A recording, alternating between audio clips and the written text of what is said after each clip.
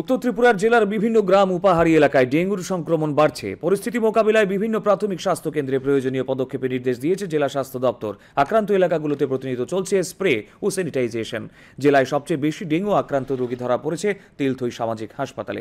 দূরদর্শনকে এক সাক্ষাৎকারে তিলথই সামাজিক হাসপাতালের এমওআইসি ডাক্তার নীলিমা সরকার জানান, এখনো পর্যন্ত 50 জন আক্রান্ত রোগীর মধ্যে 5 জনকে রেফার করা হয়েছে জেলা হাসপাতালে এবং 10 জনের চিকিৎসা চলছে তিলথই সামাজিক হাসপাতালে।